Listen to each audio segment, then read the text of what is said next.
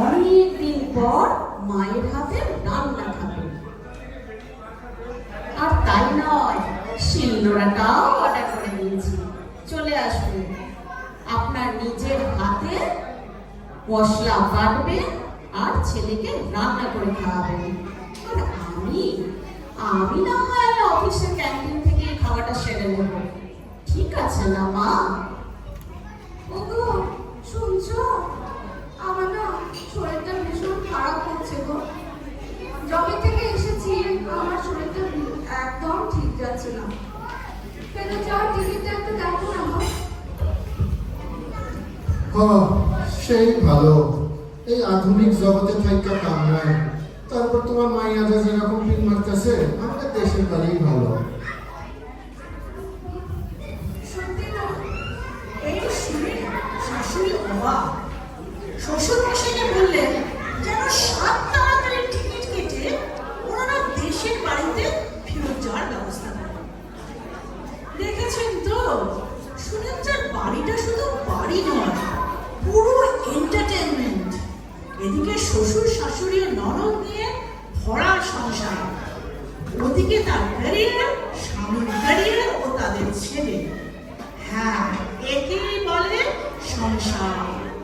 আর যতই বলুন, সংসার চালানোর জন্য কোনো MBA ডিগ্রির দরকার হয় না। কি বলুন, যেটা আমি শিখবে পরের দিন আবার নতুন করে শিখতে হবে। এটাই হলো গিয়ে চরমতম ম্যানেজমেন্ট। সংসার চালাতে সত্যি যদি কোনো কালা জাদু জানা থাকতো, তাহলে বোধহয় ভালোই হতো।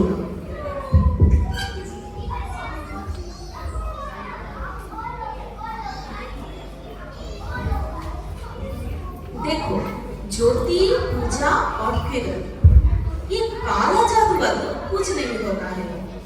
फर्क ये है कि हम लोगों के घर में जो आदमी लोग रहते हैं ना, उनको भी घर की औरत के साथ काम करना पड़ता है, नहीं तो घर कैसे चलेगी बोलो? और रही बात काला जादू की, तो फिर मैं अपने मैजिक से EMI, टैक्स और बिजली के बिल भेजने वालों को भी अपने हाथ में कर लेती, राइट? वो भी नहीं, बिल्डिंग के जो भी प्रॉब्लम्स है वो भी सॉल्व कर लेती है ना।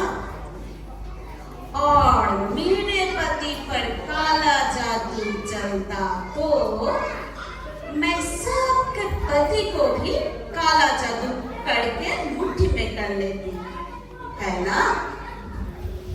জ্যোতি, কিরণ আর পূজা একে অপরের মুখ দেখলো। তারা ভাবলো যে সত্যি সত্যি কালা জাদু জানলে সুনেত্রা নিজের বাড়ির সঙ্গে তাদের বাড়ির লোকজন, বিশেষ করে বাড়ির পুরুষদেরকে তার সম্মোহন জালে সম্মোহিত করে নিজের হাতে করে নিত। সত্যি কথা, এই কালা জাদু যেন বাঙালি মহিলার এক বিশেষণে পরিণত। কিন্তু কালা জাদু কেন?